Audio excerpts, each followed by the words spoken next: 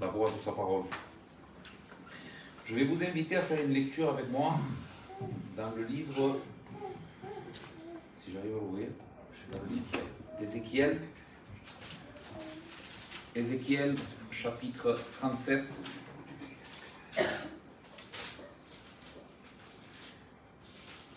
Ézéchiel 37, et nous allons lire les 10 premiers versets ensemble.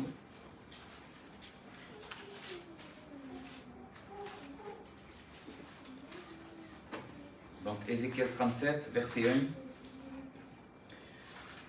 La main de l'Éternel fut sur moi, et l'Éternel me transporta par son esprit et me déposa dans le milieu d'une vallée remplie d'ossements.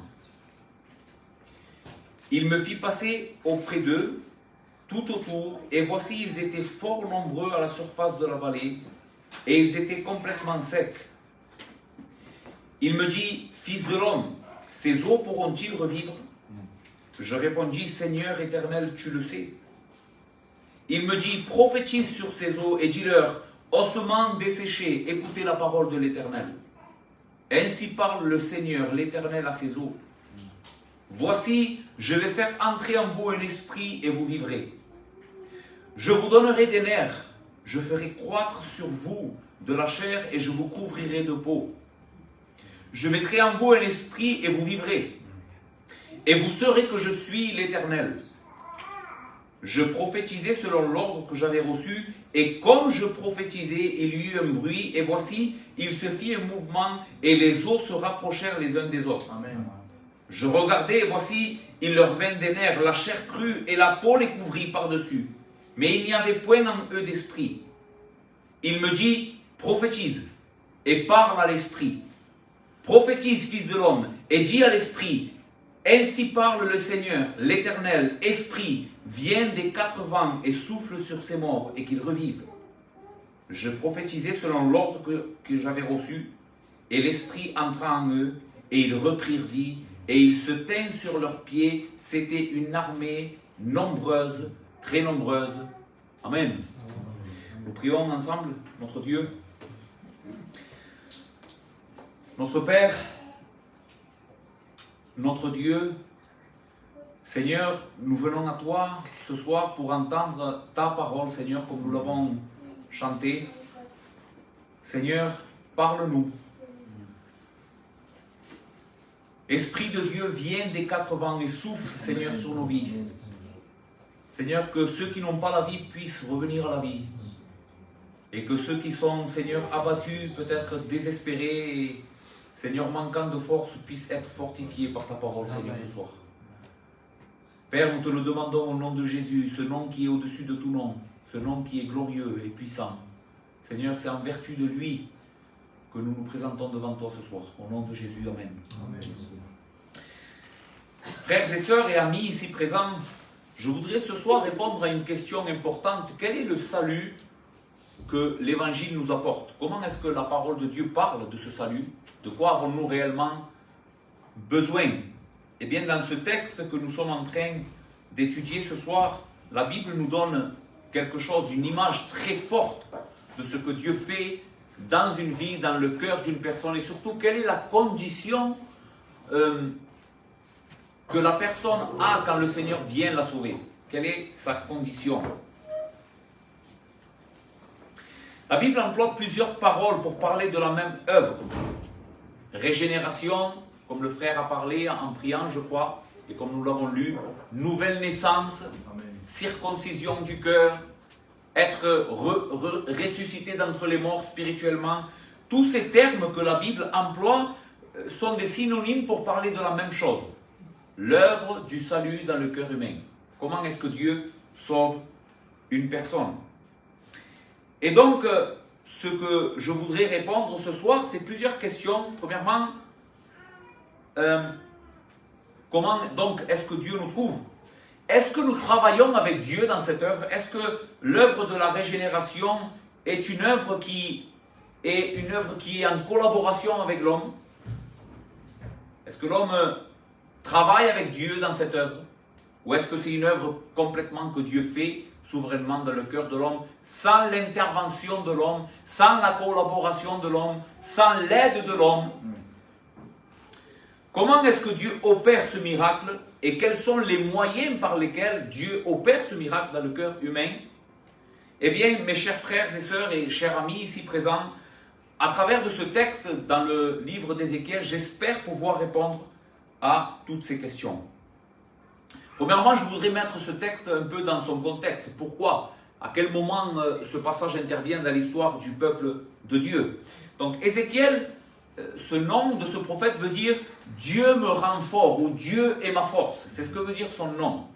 Il était quelqu'un qui faisait partie du sacerdoce, donc quelqu'un qui était au service de Dieu pour faire tous les rituels que Dieu avait ordonnés à son peuple, tous les sacrifices. C'était des personnes qui étaient mises à part pour faire cela. Ce n'était pas n'importe qui pouvait faire ça. Mais en plus de cela, nous apprenons que, en plus d'être faire partie du sacerdoce, Ézéchiel était prophète, ce qui est très rare dans les Écritures de trouver un homme qui réunit ces deux caractéristiques ou ces deux travail pour le Seigneur. En même temps, être dans le sacerdoce et être prophète. Il était prophète pour le royaume de Juda. Je ne sais pas si vous le savez, mais à un certain moment de l'histoire du peuple de Dieu, le peuple de Dieu va se diviser en deux grandes parties. Quelques tribus de la tribu des Judas, donc des 12 tribus, va rester dans le royaume du sud, particulièrement à Jérusalem, et 10 autres tribus vont partir vers le nord du pays de Palestine. C'est ce que la Bible appelle Israël. Donc nous avons dans les Écritures deux peuples séparés qui sont le peuple de Dieu, et Dieu va susciter quelques prophètes au milieu des 10 tribus, et aussi des prophètes au milieu de Juda. Et particulièrement, Ézéchiel était prophète du royaume du sud. Il a exercé son ministère durant la captivité à Babylone. Ceci est un des plus tragiques moments de l'histoire d'Israël. À cause de son péché et à cause de la révolte de ce peuple constante contre Dieu, Dieu finalement va déchaîner sa colère. Ceci est important. Par rapport à ce que nous allons voir ce soir, Dieu va déchaîner sa colère et son mécontentement en envoyant des famines, des ruines et finalement un peuple qui va aller à Juda, à Jérusalem, qui va détruire cette ville et il va transporter tout le peuple de Juda en déportation et en captivité à Babylone. Et Ézéchiel va recevoir sa prophétie durant la captivité du peuple à Babylone. Donc pourquoi ce peuple était en captivité? À cause de son péché. Si vous lisez le livre d'Ézéchiel et d'autres livres de l'Ancien Testament, vous allez vous rendre compte combien ce peuple en réalité, même s'il connaissait Dieu, en réalité ne le connaissait pas. Même s'ils prétendaient être le peuple de Dieu, leur cœur était incirconcis. Eux n'avaient pas vécu cette œuvre que nous sommes en train de parler, ce salut par la nouvelle naissance. Les rois ont été des mauvais rois, ils ont entraîné le peuple dans le péché et le peuple s'est vautré dans le péché et dans des péchés graves, dans l'idolâtrie vulgaire. Ils ont rejeté Dieu pour adorer ce qui n'était pas en réalité le Dieu véritable. Donc ce que nous allons voir aujourd'hui, c'est comment Dieu sauve les hommes de leur misère. D'accord? C'est ce que nous allons voir dans ce texte. Comment est-ce que Dieu sauve les hommes de leur misère et de leur péché? Car la condition de ce peuple auquel ce texte a été écrit, auquel ces paroles ont été annoncées, était une condition de peuple mort dans leur péché. Et peut-être tu te dis, oui, mais moi c'est pas mon cas, moi je ne suis pas israélite, je ne suis pas en déportation à Babylone, je n'ai pas vécu les fléaux de Dieu comme eux l'ont vécu. Eh bien laisse-moi te dire que si tu n'as pas une perception de toi correcte ce soir, tu es la même personne et tu es dans la même condition que ces hommes-là.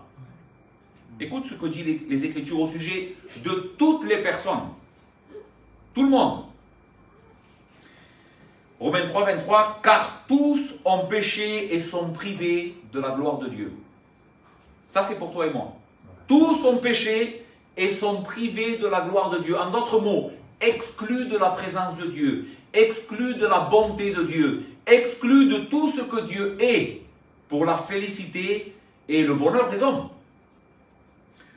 Le péché, en réalité, nous plonge dans la misère et la désolation, loin de Dieu. Il nous prive de la lumière et ainsi de toute réelle espérance et véritable bonheur. Mais Dieu, en Jésus-Christ, vient pour nous sauver de cette terrible condition. C'est ça l'évangile.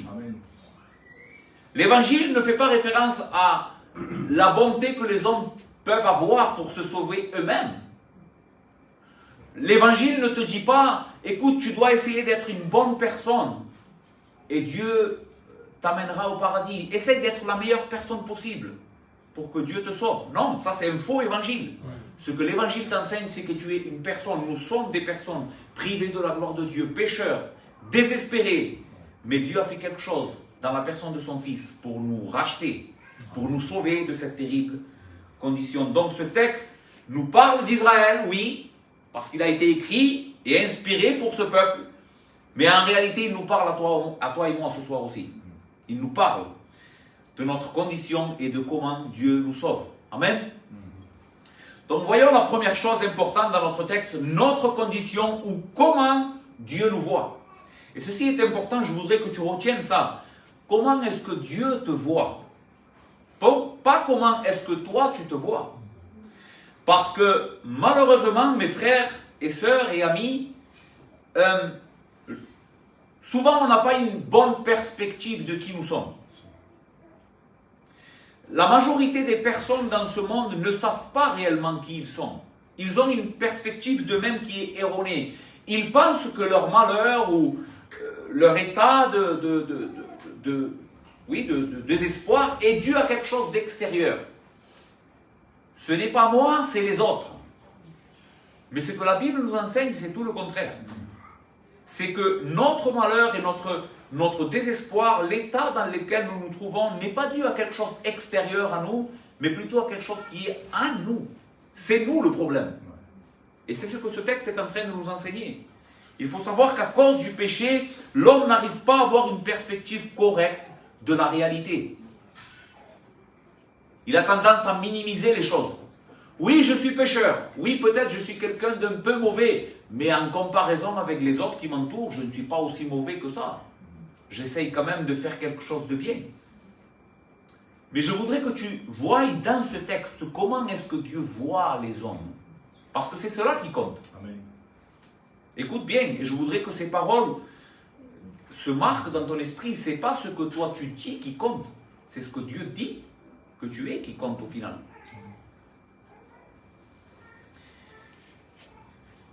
Et ceci est dû à notre péché. Pourquoi est-ce que nous n'avons pas une perspective correcte de qui nous sommes? C'est dû à notre péché. Le péché et la corruption que nous avons hérité a la capacité et cette faculté d'aveugler l'entendement de l'homme et de tordre la réalité.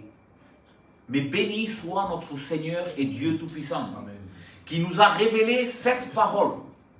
La parole de Dieu est l'unique source de vérité. C'est l'unique miroir véritable qu'il va te donner, le véritable reflet de qui tu es. Si tu veux savoir vraiment qui tu es, tu dois regarder dans ce livre et demander à Dieu, Seigneur, instruis-moi, montre-moi qui je suis au travers de ta parole. La parole de Dieu est la plus grande bénédiction, la plus grande richesse que l'humanité peut avoir parce qu'elle est la seule source qui peut nous amener à la vérité de qui nous sommes pour pouvoir nous repentir de cela et venir à Dieu. Et c'est exactement ce que ce texte va faire ce soir, et je l'espère de tout mon cœur, va nous montrer à nous qui sommes en Christ, à quel point nous sommes des personnes privilégiées, de quel état Dieu nous a sauvés. Et si tu n'es pas en Christ, j'espère que ce soir tes yeux vont s'ouvrir sur ton réel besoin, et que tu vas courir vers lui, pour lui demander qu'il te sauve. Amen. Verset 1, la main de l'Éternel fut sur moi, et l'Éternel me transporta par son esprit et me déposa dans le milieu d'une vallée remplie d'ossements. Il me fit passer auprès d'eux, tout autour, et voici, ils étaient fort nombreux à la surface de la vallée, et ils étaient complètement secs. La première chose que nous voyons dans notre texte, c'est que cette vision qu'Ézéchiel est en train d'avoir n'est pas due à ce qu'il a dans son cœur. Ce n'est pas un message qu'il a inventé. nous voyons que c'est quelque chose que Dieu est en train de montrer au prophète. La main de l'Éternel fut sur moi. C'est une manière de dire, j'ai eu une vision. Alors, le texte ne nous dit pas avec précision quel type de vision il a eu. Est-ce que c'est un songe? Est-ce qu'il a été transporté par Dieu dans l'esprit? On ne sait pas. Mais en tout cas, ce qui est sûr, c'est que ce qu'il est en train de voir n'est pas une invention humaine.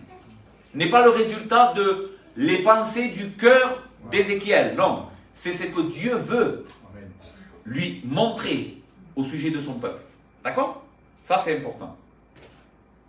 Donc, la main du Seigneur fut sur moi. Et qu'est-ce que va lui montrer le Seigneur? Il va lui montrer une vallée remplie d'ossements, remplie de cadavres. Maintenant, le Seigneur ne désire pas simplement que Ézéchiel voit ça. Il lui montre cette vallée, il le transporte jusqu'à cet endroit. Ézéchiel le voit, mais le texte dit, il me fit passer tout autour. Il me fit regarder ce qui était en train de se passer. Et là, Ézéchiel va donner une conclusion. Il va donner ce qu'il comprend. Il va venir à l'évidence d'une réalité. Ces eaux étaient complètement secs. Alors, si vous continuez un peu plus bas le texte, Dieu va dire que tous ces ossements, tous ces cadavres en état de décomposition étaient la nation d'Israël. À ce moment-là. Maintenant, tu me diras, oui, mais ils étaient vivants. Tous ces hommes étaient vivants, toutes ces femmes étaient vivantes, ils étaient en déportation à Babylone. Oui, mais Dieu n'est pas en train de voir leur état physique, il est en train de voir leur état spirituel. Quel était l'état spirituel de ce peuple? Mort, en état de décomposition. Et je voudrais que vous voyez bien ici les détails, parce que les détails ne sont pas là par hasard.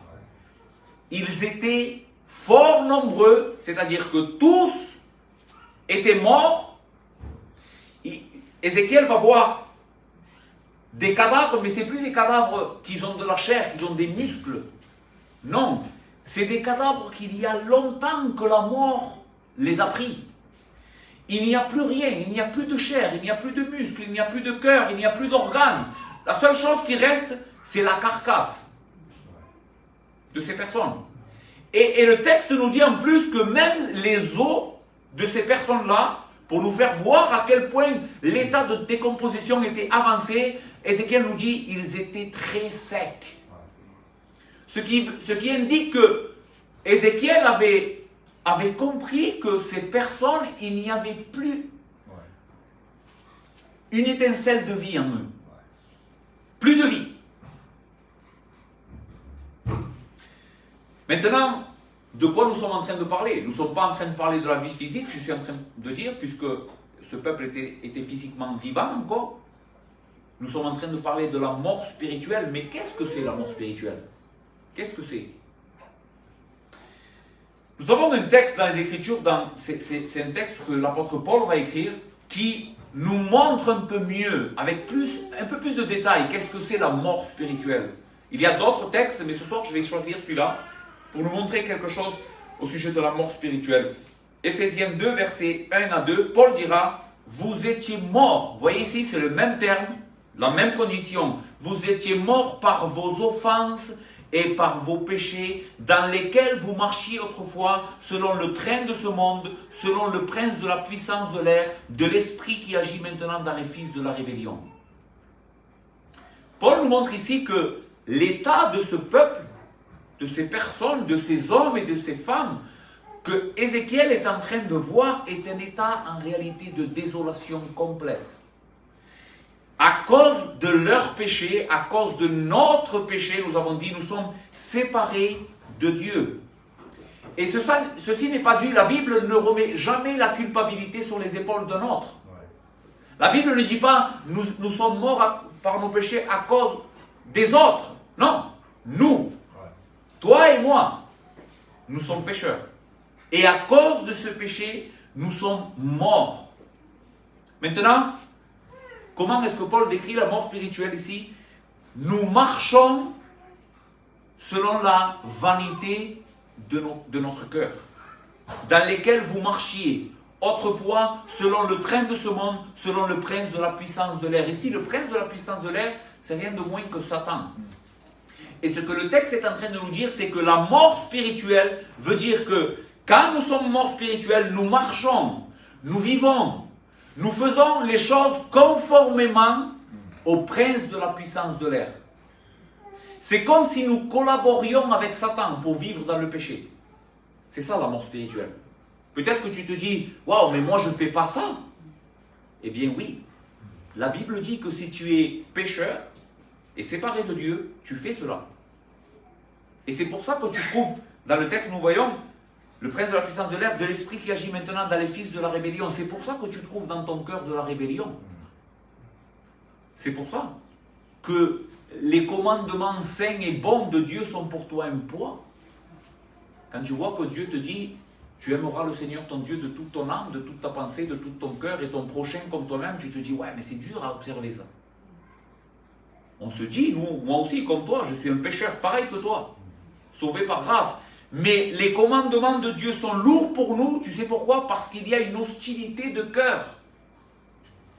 On ne veut pas observer et faire ce que Dieu veut pour nous. Notre Créateur nous a créés pour le connaître et pour être heureux dans sa présence. Mais nous, on a voulu être notre propre Dieu et faire ce qu'on veut.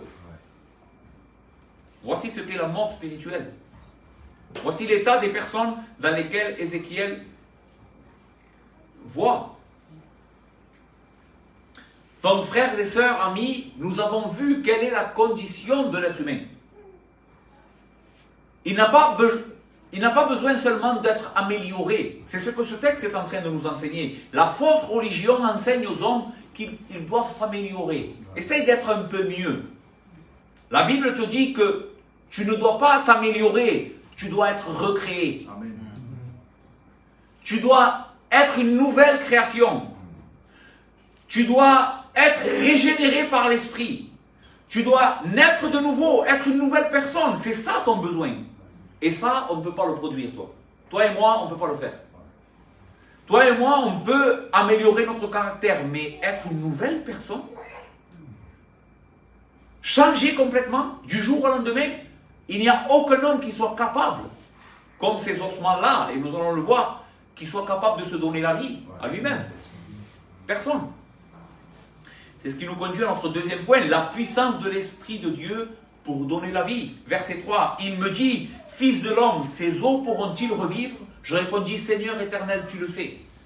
Après l'avoir amené Ézéchiel au milieu de ces cadavres spirituels, Dieu va poser une question à Ézéchiel, il va lui dire, à ton avis, Ézéchiel, est-ce que ces personnes-là peuvent revivre?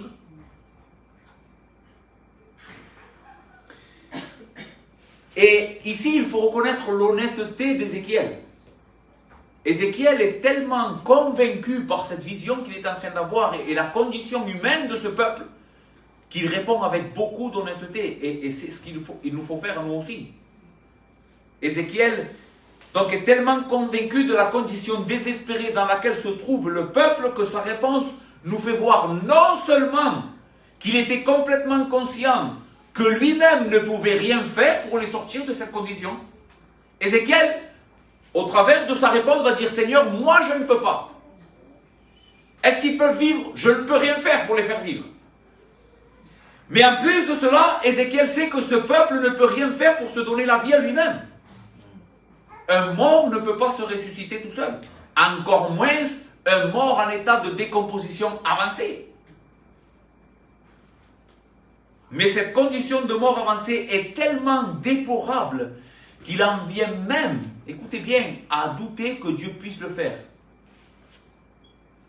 Il ne comprend pas. Ce n'est pas qu'Ézéchiel n'a pas de confiance en Dieu, mais c'est qu'Ézéchiel est convaincu, il est tellement conscient de l'état de décomposition et de méchanceté de ces hommes qu'il se dit, Seigneur, peut-être qu'il n'y a plus rien à faire. C'est ce qu'Ézéchiel dirait. C'est comme si Ézéchiel dirait au Seigneur, Seigneur, toi seul sais et connais ce que tu es capable de faire. Je ne me prononce pas dans cette affaire. Je t'ai vu et je sais que tu es un Dieu puissant qui est capable de faire de grandes choses. Mais la condition de ces hommes et de ces femmes est tellement corrompu et la mort est tellement avancée, Seigneur, toi seul tu sais.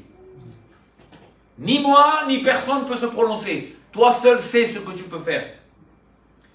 Et la vérité, c'est que le prophète ici n'est pas incrédule, mais il est conscient, il prend conscience de la réalité. Et en réalité, je voudrais que tu comprennes ça. C'est le désespoir qui doit naître dans ton cœur à la vue de notre état. Si tu n'es pas en Christ, tu devrais te dire, Seigneur, est-ce qu'il est possible que je sois sauvé de cette condition? Est-ce que tu peux me sortir de cet état de corruption et de mort spirituelle? L'homme est tellement mauvais, il est mauvais jusqu'à la racine. Tout est corrompu. Jésus dira ces paroles. Ce n'est pas ce qui est à l'extérieur de l'homme, ce qui rentre dans l'homme, les aliments qui souillent l'homme. Jésus est en train de dire ici, est en train d'enseigner, le péché n'est pas quelque chose d'extérieur à nous. Mais Jésus va dire, c'est ce qui sort du cœur de l'homme. Car c'est du cœur que sortent les adultères, les meurtres, les querelles, l'envie, la jalousie. Toutes ces choses-là sortent du cœur et c'est ça qui souille l'homme. Jésus est en train d'enseigner ici que la source du péché, ce n'est pas quelque chose qui est extérieur à toi, mais quelque chose qui est en toi.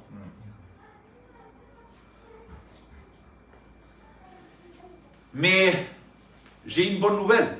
Et le texte a une bonne nouvelle pour nous. Amen. La Bible nous donne un espoir réel, une véritable espérance en Dieu. Oui, Dieu a vaincu la mort et le péché. À la question de Dieu à Ézéchiel, est-ce que ces morts peuvent revivre?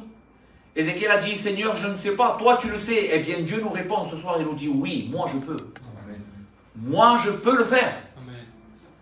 Dieu a vaincu le péché et la mort au travers de l'œuvre de son Fils Jésus-Christ, notre grand roi et notre sauveur. C'est au travers de cet homme, Jésus-Christ, que Dieu amène ce salut extraordinaire qui nous sort de cet état de misère. Là où il n'y a aucun espoir, Jésus apparaît comme l'unique lumière, l'unique sauveur, l'unique espoir, l'unique personne qui peut te tirer de la mort spirituelle et de notre état de corruption. C'est lui. L'espoir, c'est lui. C'est Christ. Il est celui qui peut ressusciter les morts. Et tu sais pourquoi? Parce que lui a vaincu la mort et le péché. Il est ressuscité d'entre les morts, à ta place, afin que toi aussi, ce soir, tu puisses avoir de l'espérance. Et ceux qui sont en Christ, c'est parce que Christ est ressuscité que toi aussi, tu es ressuscité d'entre les morts. Donc l'évangile ne fonde pas notre espérance dans notre capacité de faire le bien, mais dans ce qu'un autre a fait à notre place. D'accord? L'évangile, c'est pas ce que toi tu peux faire, c'est ce qu'un autre a fait pour toi. Et cet autre, c'est la personne de Dieu. Amen. Le Fils éternel de Dieu qui s'est fait chair et il est venu vaincre la mort et le péché à notre place. Nous qui étions incapables de nous sortir de cet état, lui, il a fait possible. En prenant une forme humaine, en devenant notre frère. C'est-à-dire quelqu'un de semblable à toi et à moi, de chair et d'os, à l'exception de notre péché. Lui est sans péché, lui est parfait, lui est glorieux, lui est saint. Lui, c'est Dieu, homme. Et c'est pour cela qu'en Christ seul, nous trouvons notre salut. Donc, l'évangile ne se base pas sur la bonté de l'homme, sur les œuvres que l'homme peut faire pour se sauver lui-même. Il se base sur ce que le Fils éternel de Dieu a fait à notre place. Verset 4. Il me dit, prophétise sur ces eaux et dis-leur, ossements desséchés, écoutez la parole de l'Éternel. Ainsi parle le Seigneur l'Éternel à ces eaux. Voici, je fais faire entrer en vous un esprit et vous vivrez. Je vous donnerai des nerfs, je ferai croître en vous de la chair, je vous couvrirai de peau, je mettrai en vous un esprit et vous vivrez, et vous saurez que je suis l'Éternel. Au début de la prédication, nous avons posé une question, les frères, et nous avons dit,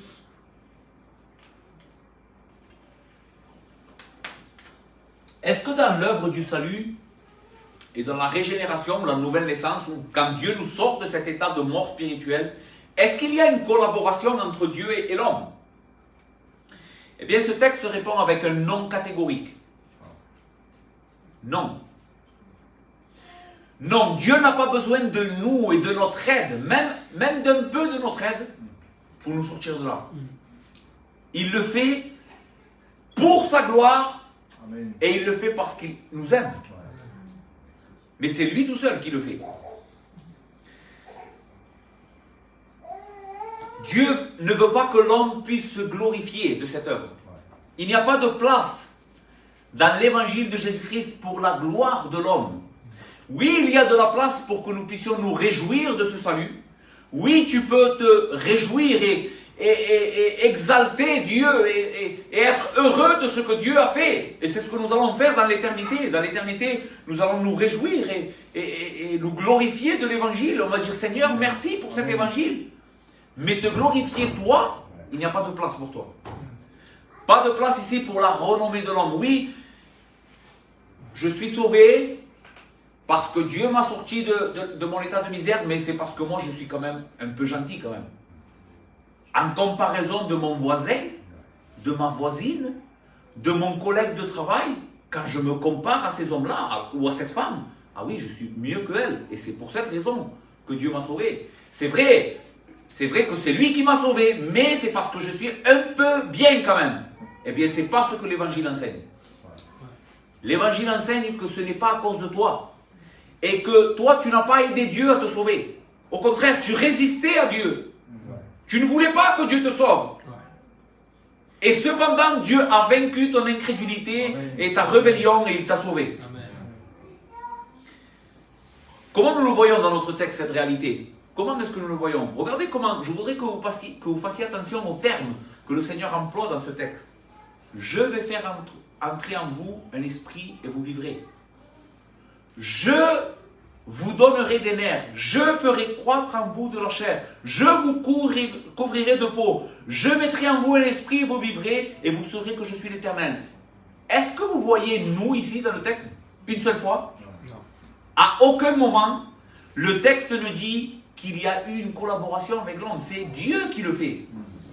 Du début à la fin, je le ferai, je le ferai. Si vous lisez un peu avant, là nous sommes en train de lire le chapitre 37. Dans le chapitre 36, nous avons déjà une prophétie que Dieu va faire au sujet de cette restauration de ce peuple, avec d'autres images, avec d'autres enseignements à ce sujet. Et je voudrais que vous fassiez encore une fois attention aux termes. Regardez comment Dieu parle. Ézéchiel 36, verset 24. Je vous retirerai d'entre les nations, je vous rassemblerai de tout le pays et je vous ramènerai dans votre pays. Je répandrai sur vous une eau pure et vous serez purifiés. Je vous purifierai de toutes vos souillures et de toutes vos idoles. Je vous donnerai un cœur nouveau et je mettrai en vous un esprit nouveau. J'ôterai de votre corps le cœur de pierre et je vous donnerai un cœur de chair. Je mettrai en vous mon esprit et je ferai en sorte que vous suiviez mes ordonnances. Amen. Et que vous observiez et pratiquiez mes lois. Amen. Une fois encore, les frères, qui fait tout cela? Un cœur de pierre ici est une image de notre hostilité, d'un cœur insensible, un cœur qui ne veut pas de Dieu. C'est le cœur qu'avait ce peuple. Avant que Dieu fasse cette œuvre en eux, c'est le cœur que tu as, c'est le cœur que nous avions, les frères, avant que Dieu nous sauve, un cœur dur. Un cœur que quand Dieu nous dit « Je t'aime », ne pêche plus. Nous disons non, je suis maître de moi-même. Qui es-tu toi, comme Pharaon? Qui es-tu toi pour me dire qu'est-ce que je dois faire? Ça c'est le cœur que nous avons par nature. Mais Dieu promet dans ce texte d'ôter le cœur de pierre, un cœur hostile et rebelle, et mettre un cœur de chair. Amen. Un cœur qui maintenant est capable de comprendre, est doux, accepte les choses, veut de Dieu. Amen. Tu sais pourquoi tu veux de Dieu? C'est parce que Dieu t'a donné ce cœur. C'est à cause de cela. Toute la gloire revient à lui. Amen. Regardez comment Paul le dira encore une fois dans Éphésiens. Car c'est par grâce que vous êtes sauvés, par le moyen de la foi. Et cela, le salut, ne vient pas de vous, c'est le don de Dieu. Ce n'est point par vos œuvres afin que personne ne se glorifie, car nous sommes son ouvrage, ayant été créés en Jésus-Christ pour de bonnes œuvres que Dieu a préparées d'avance afin que nous les pratiquions. Que veut dire à votre avis? C'est par grâce que vous êtes sauvés par le moyen de la foi et cela ne vient pas de vous. Qu'est-ce que ça veut dire? Simplement ce que ça veut dire. Ça ne vient pas de nous. C'est pas nous. C'est Dieu. Et le texte continue à dire, car nous sommes son ouvrage. Qu'est-ce que c'est un ouvrage? C'est une œuvre. C'est quelque chose qu'un homme ou quelqu'un fait de ses mains. Et Paul est en train ici de nous dire, le salut que tu as dans ta vie, le fait que tu sois maintenant un enfant de Dieu est dû à l'ouvrage de Dieu. C'est la création de Dieu. C'est pas toi qui t'es créé tout seul. Dieu t'a fait en Jésus-Christ pour que tu le connaisses et que tu puisses l'aimer. Quelle extraordinaire vérité. Quelle extraordinaire vérité. Donc nous avons répondu premièrement, où ce texte nous enseigne quelle est la condition de l'homme? Des ossements desséchés, morts spirituellement, sans espoir. Est-ce qu'il y a un espoir en Christ? Oui, il y a un espoir en Christ. Et Dieu nous sauve par grâce, sans notre aide, pour sa gloire. Amen. Maintenant, le texte nous enseigne aussi comment est-ce qu'il le fait. Comment est-ce qu'il fait parvenir cette puissance salvatrice dans nos vies? C'est ce que continue à enseigner notre passage ce soir. Steph, la tablette, elle s'est bloquée. C'est bon. Il me dit, verset 4, prophétise sur ces eaux et dis-leur, ossements desséchés, écoutez la parole de l'Éternel. Waouh! Réfléchissons 5 minutes à ce texte. Ouais. Imaginez, mettez-vous à la place maintenant du prophète Ézéchiel. Il est transporté dans une vallée remplie d'ossements. Il sait et il est convaincu par Dieu que ces morts n'ont aucun espoir à moins que Dieu agisse. Et Dieu lui dit, Ézéchiel, parle aux morts. Ou en d'autres termes, prêche à ces ossements. Annonce-leur l'évangile. Ceci est la folie de l'évangile. Ouais. La folie de la prédication. Il faut que nous sachions, les frères, nous qui sommes en Christ, qu'à chaque fois que nous témoignons de Jésus-Christ à quelqu'un, nous sommes en train de parler à un mort. Un mort en état de décomposition avancée. Ézéchiel est en train de dire, Seigneur, mais ils n'ont même plus d'oreilles. Le système auditif n'existe plus. Il n'y a pas de possibilité qu'ils entendent ma voix. Et cependant, Dieu dit, prêche, Ézéchiel. Prophétise. Prophétise. Et dis-leur, ossements desséchés, écoutez la parole de l'Éternel. Et c'est comme cela que l'évangile arrive jusqu'aux morts spirituels et que la puissance de Dieu est manifestée au milieu du monde. Et que Dieu sauve des pécheurs de leur mort spirituelle par le moyen de la proclamation de l'évangile. Ceci n'est pas dû à notre puissance, à la capacité de persuasion, non. C'est la prédication de l'évangile et la puissance de Dieu pour sauver les pécheurs. C'est plus que simplement un son, c'est plus que ça. Dans la prédication de l'évangile, il y a plus que le son de la personne qui est en train de parler. Il y a la puissance de Dieu dans le message de Jésus-Christ qui ressuscite les morts spirituels et leur donne une nouvelle vie. Dieu permet qu'à travers la prédication, les hommes et les femmes naissent de nouveau. Extraordinaire. Écoutez comment Paul le dira dans Romains 1. Je me dois aux Grecs et aux barbares, aux savants et aux ignorants. Pourquoi, Paul? Pourquoi est-ce que tu te dois à tous ces... Vous savez, la parole ici, je me dois, veut dire je suis en dette. Littéralement, j'ai une dette que je dois payer aux Grecs, aux barbares, aux savants et aux ignorants. C'est-à-dire tous les hommes, toutes les femmes. Pourquoi? Parce que Paul était convaincu que le seul moyen de sauver les pécheurs était la prédication de l'évangile. C'est cette dette qu'il avait.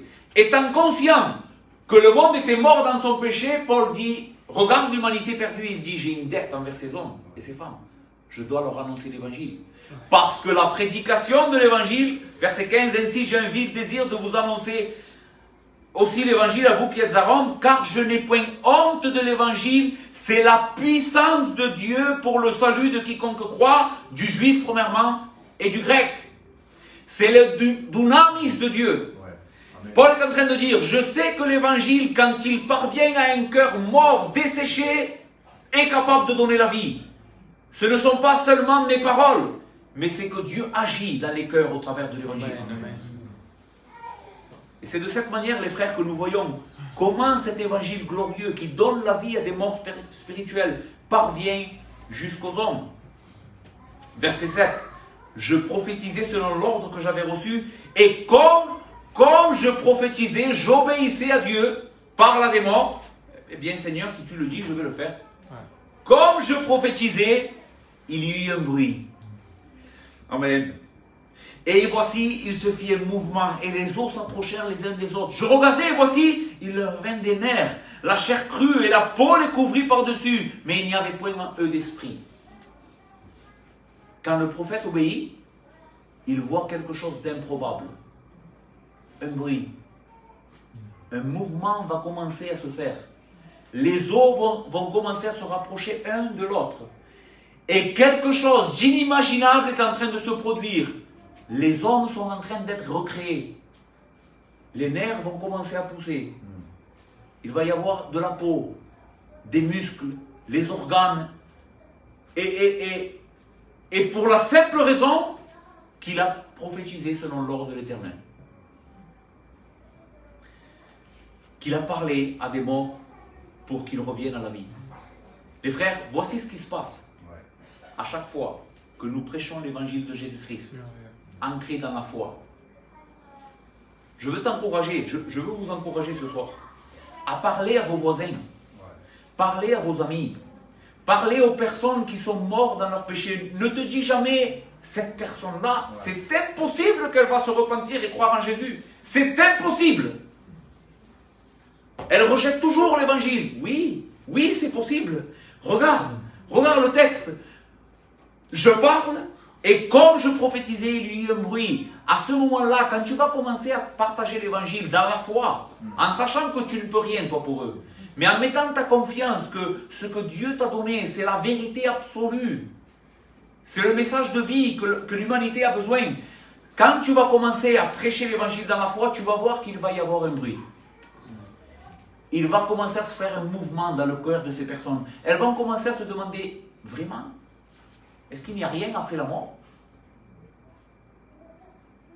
Est-ce que je n'ai pas besoin quand même d'être pardonné de mes péchés? Suis-je une personne aussi bonne que ce que je prétends être? Et toutes ces questions, tous ces raisonnements vont venir parce que tu vas obéir à la foi.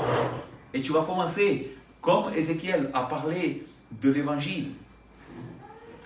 Mais nous voyons ici aussi quelque chose d'extraordinaire au sujet du moyen, ou comment Dieu œuvre, que je ne peux pas passer par-dessus. C'est que non seulement Ézéchiel est conscient que c'est à travers la prédication de l'évangile, mais le texte nous enseigne aussi que cela n'est pas dû à notre force. Que séparé de l'Esprit Tout-Puissant de Dieu, on ne peut pas, nous. Parce que je ne sais pas si vous le voyez dans le texte, verset 8, je regardais et voici, il vit des nerfs, la chair crue, la peau les couvrit par-dessus, mais il n'y avait point en eux d'esprit. Ça veut dire qu'ils n'étaient pas encore vivants. L'évangile a quelque chose de plus important que simplement des paroles, comme j'ai dit tout à l'heure. Il me dit, verset 9, prophétise et parle à l'esprit. Prophétise, fils de l'homme, et dis à l'esprit, ainsi parle le Seigneur, l'Éternel, esprit, viens des quatre vents et souffle sur ces morts. Qui c'est qui donne la vie? C'est l'Esprit de Dieu. Et qu'ils viennent à la vie, et qu'ils revivent. La prédication sous l'influence de l'Esprit, sous la puissance de l'Esprit Saint, car c'est lui qui sauve, c'est lui qui régénère, c'est lui qui fait naître de nouveau, c'est Dieu par son Esprit. Et une prédication qui sauve les pécheurs. Je prophétisais selon l'ordre que j'avais reçu, et l'Esprit entra en eux, et ils reprirent vie. Et ils reprirent vie. Donc, est-ce qu'il y a de l'espoir pour l'humanité perdue? Oui. Parce que l'Esprit de Dieu veut sauver. L'Esprit de Dieu sauve les pécheurs. L'Esprit de Dieu, nous en sommes la preuve ici, quelques-uns d'entre nous, l'Esprit de Dieu nous a sauvés. L'Esprit de Dieu peut te sauver ce soir de ton péché et de ta corruption. Amen. Le dernier verset dit, et je finis, ils se terrent sur leurs pieds, c'était une armée nombreuse, très nombreuse. Encore une fois, je veux donner beaucoup d'espoir ce soir au travers de ce message. Peut-être que tu te dis ici ce soir, Arles, c'est dur pour l'évangile. Qu'est-ce que c'est dur? Steph, ils ne veulent pas venir à l'évangile. Il aurait pu dire la même chose, Ézéchiel. Ces morts-là sont durs à écouter et à venir à la vie. Mais parce que le prophète a obéi à Dieu, et parce que nous voyons la puissance et la grâce de Dieu se déverser sur eux, ce n'est pas 2 ou 3 personnes qui sont sauvées ici. Regardez ce que dit le texte. Ils se terrent sur leurs pieds, c'était une armée nombreuse, très nombreuse. Amen. Le Seigneur avait ressuscité tous ces ossements qui étaient là. Il avait donné la vie à tous ces hommes, à toutes ces femmes. Donc, ce soir, il y a de l'espoir pour ta famille. Écoute, l'évangile est l'espoir pour ceux qui t'entourent, pour ceux que tu aimes. Dieu peut les sauver. Ne cherche pas à les moraliser, à faire que tes enfants soient des meilleurs enfants. Non. Ne cherche pas à dire, tu sais, il faut t'efforcer d'être bien. Prêche-leur la vérité de l'évangile. Mon fils, ma fille, tu es pécheur. Tu as besoin de la grâce de Dieu. Tu es mort dans ton péché. Tu as besoin que Jésus te sauve. C'est ça que nous devons dire à nos enfants. Pas simplement rectifier leur comportement. Non. C'est aller au cœur du problème. Le cœur du problème, c'est qu'ils ont hérité de notre nature pécheresse. Ils sont nés dans le péché et ils doivent être sauvés. Donc il y a de l'espoir pour tes enfants. Il y a de l'espoir pour ta famille qui t'entoure, tes parents, ta femme, ton mari. Il y a de l'espoir pour notre nation. Il y a de l'espoir pour la France, pour que les Français viennent à l'évangile. Amen. Les Français qui sont tellement durs à l'évangile. Il faut dire la vérité, les frères. Nous vivons dans un pays, on est bien, merci Seigneur, on n'est pas persécuté par notre foi, dans une certaine mesure. Mais les Français ont été plongés depuis longtemps dans une culture qui rejette Dieu et qui rejette les normes de l'évangile. La culture française est plongée dans l'occultisme, dans la pensée positive, toutes ces pensées orientales et ces philosophies mondaines et sataniques en réalité. Et c'est dur de déraciner ces vérités de leur cœur et de leur dire non. C'est pas simplement que tu dois penser positif, c'est que tu es mort dans ton péché et tu dois ressusciter et être ramené à la vie. Et ça, tu ne peux pas le faire. C'est dur de leur dire ça. Mais il y a de l'espoir. Il y a de l'espoir. Car l'évangile est la puissance de Dieu pour sauver les pécheurs. Il y a de l'espoir donc pour la nation, pour notre famille. Et il y a, je finis, de l'espoir pour toi ce soir. Qui peut-être tu te dis, Seigneur, j'ai compris pour la première fois de ma vie quel est mon réel besoin. Je suis pécheur. Peu importe l'âge que tu as. Peu importe l'âge que tu as. Peut-être que le Seigneur et l'Esprit de Dieu t'a convaincu de pécher ce soir. Qu'il t'a montré qu'en réalité, tu as besoin d'être sauvé. Que tu es chargé par ton péché. Que quand tu désires faire le bien, c'est le mal que tu fais. Je ne fais pas le bien que je veux faire et je fais le mal que je ne veux pas faire. Tu sens cette puissance du péché dans ta vie qui te domine? Tu voudrais te débarrasser de certaines choses, ne plus faire certaines choses, ne plus penser d'une certaine manière. Et c'est comme si ce serait quelque chose qui t'est imposé. Tu es esclave de cela.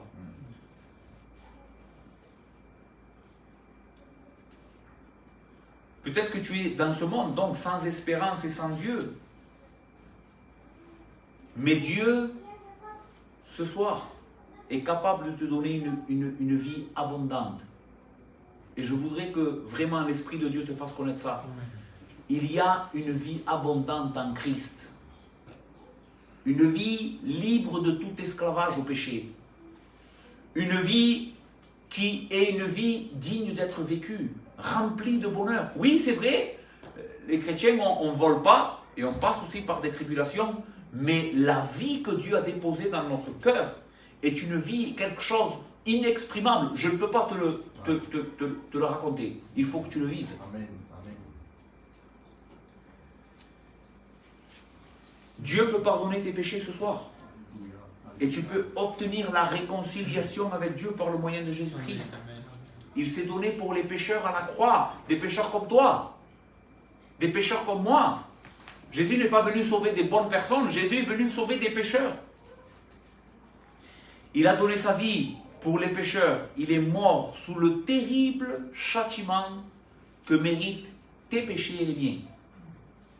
Jésus est mort sous le terrible châtiment que méritent tes péchés et les miens. Lui, l'apôtre Pierre dira, lui, le juste pour les injustes. Jésus était juste. Jésus était saint. Jésus, lui, c'est le seul homme de toute l'histoire de l'humanité qui est sans péché. Amen. Il est complètement innocent. Il est totalement obéissant à Dieu. Il se réjouit de faire la volonté de Dieu, lui. Quand le Père regarde Jésus, c'est quelque chose que je dis souvent dans mes prédications, le Père regarde Jésus et il dit, celui-ci est mon Fils bien-aimé en qui je prends plaisir. Ouais. Chaque fois que Dieu regarde Jésus et le regarde vivre en tant qu'homme, il dit, cet homme-là est l'homme idéal. Il est l'homme idéal. Ouais. Amen.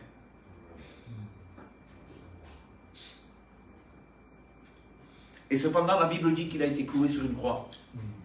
Maintenant, la question que tu dois te poser, c'est comment est-ce possible que cet homme aussi bon soit cloué comme un malfaiteur sur une croix? Ce n'est pas à cause de ses péchés. Ce ne sont pas ses péchés qui l'ont mené à la mort, c'est tes péchés, c'est les miens. Il est mort sous le terrible châtiment que méritait notre désobéissance. Mais 3 jours après, il est ressuscité d'entre les morts. Et c'est parce que lui, en tant que sauveur, a vaincu la mort et le péché, que maintenant nous prêchons la repentance et la foi en son nom. Et que toute personne qui veut de ce salut et qui vient à Jésus dans la repentance et la foi en disant « Seigneur, je ne peux pas, je suis aussi incapable qu'un mort pour me sauver moi-même, mais sauve-moi, toi tu es puissant pour le faire. Je viens à toi, Seigneur Jésus, sauve-moi de mes péchés, lave-moi de cette misère que j'ai dans ma vie. » La Bible dit que tu obtiens miséricorde, que tu obtiendras la vie éternelle et le pardon de Dieu. Viens à Christ ce soir. Ne te pose pas de questions. Il aime les pécheurs. Ne te dis pas, est-ce qu'il va me recevoir? Est-ce qu'il ne va pas me recevoir? Christ a les bras ouverts pour toi. Il veut te sauver. Viens à lui. Amen. Viens à lui. Reçois son évangile. Crois dans son évangile. Dépose ta foi en lui. Et tu seras sauvé. Amen. Amen. Nous prions notre Dieu. Notre Père, merci pour ta